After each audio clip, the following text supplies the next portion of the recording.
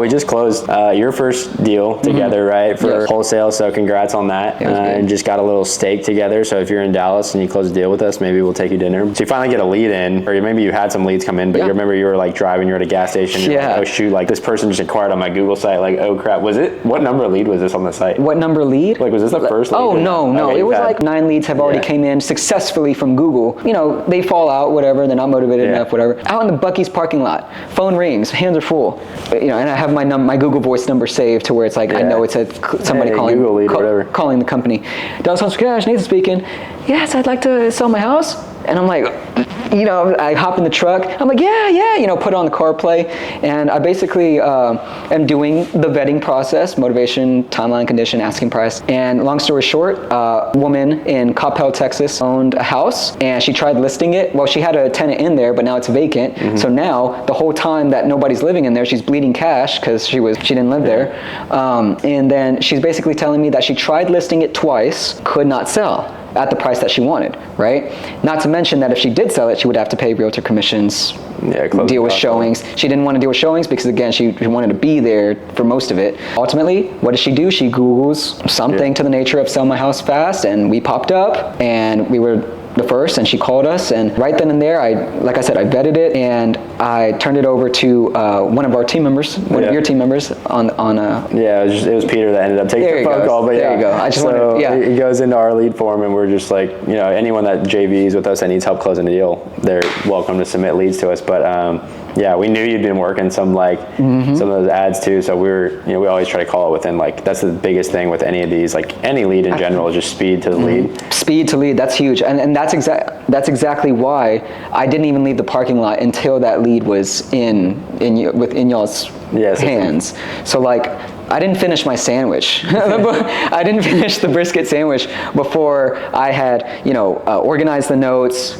kind of had AI rewrite it to where it was clear what this lead is, and then submitted it over to the REI Closers, and and then they took it from there. You see what I'm saying? That was like really cool, unique model that I find myself in, which I'm sure is possible for other starter wholesalers and investors. Peter talks to her, we kind of qualified the lead. We ended up going over there. She was kind of like battling. Obviously, she kind of wanted a little bit too much money than a typical lead because she's willing to list it before. The house is a nice house in Coppell, right? It doesn't need almost any work. It's just a little outdated. And so it's like kind of like that teetering line of like, ooh, like, can we make this price work?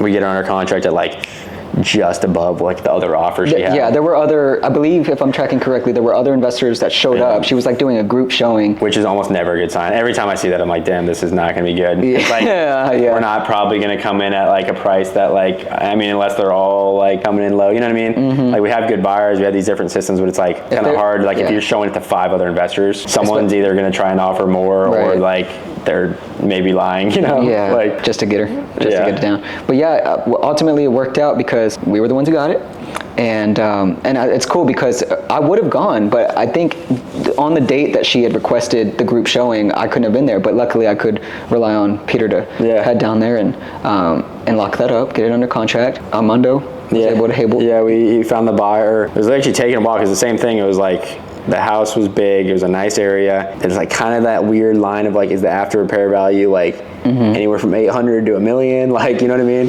Yeah. And she wants like 670. On paper, I was like, this is a crazy deal if you locked it up anywhere below a certain threshold. And because I was looking at comps, I was like, this is a good deal. It would have been a perfect, like, honestly, like Wholesale or Novation, right? But she wanted to sell it now. She's already listed it. The market's kind of weird, especially for that high price point. Doesn't really need much work. We have it at like 670, was it? Under contract? 671? Yeah, it was around there.